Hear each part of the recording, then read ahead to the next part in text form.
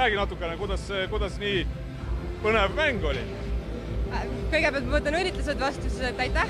Tõesti, esmakordselt siis Arukülaga me kohe finaali jõudsime. Aga ma ütleks, et algus oli tõesti raske meil. Eks sealt kaitses me ei saanud üldse pidama ja kuidagi koostöö ei klappinud ja sealt tulid väravad, mida nagu tegelikult ei oleks tohinud tulla. Aga mina arvan just, et enne esimese poole lõpus me tegime selle sammu ära, sest et seal me panime kiirrünnakutega.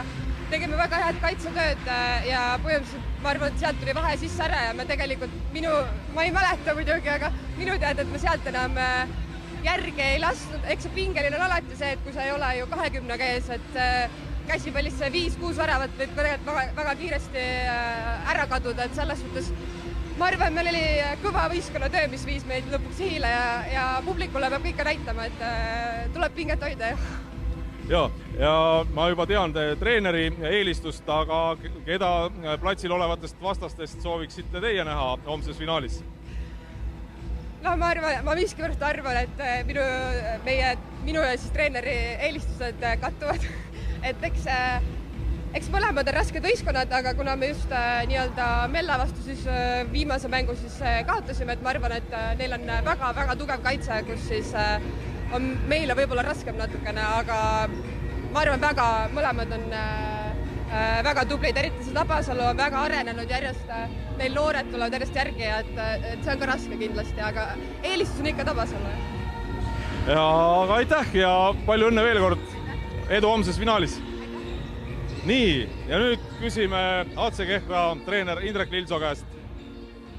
Mis siis juhtus? Ei midagi juhtunud, et karika, ütleme Final Fouri mängud, eks nad sellised ongi.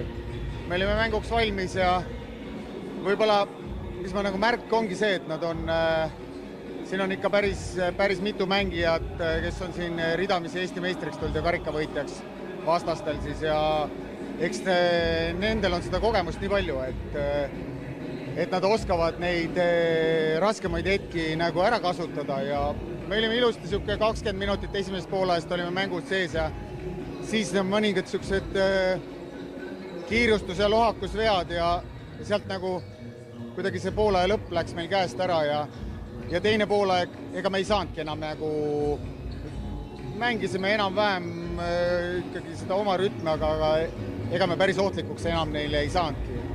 Ja mis veel, et võib-olla kogenematusest siuke tahtmine oli võib-olla natuke mõistusest ees, et seal võtsime ikkagi esimesel poolel meil keskkaitse sai ikkagi 20. minutil juba vist punase kaardi, et 3x2 minutit kätte. Ja see tegi veel raskemaks meil selle olukorra. Jah, et teine küsimus mul nüüd läkski ära, et ma tahtsingi küsida, et kas tundsite puudust teisel poolel ka Milana Leoke Bosenkost, aga juba sain vastuse. Aga homme, keda eelistaksite näha 3. koha mängus vastas?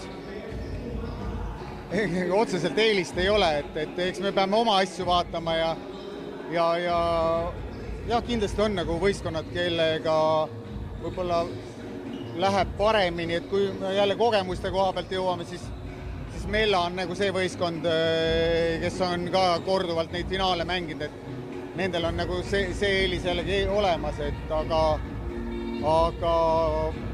vaatame oma asjad üle ja puhkame välja ja lähme homme seda 3. kohta siis jahtima. Aga edu teile, näeme homme! Jaa. Aitäh!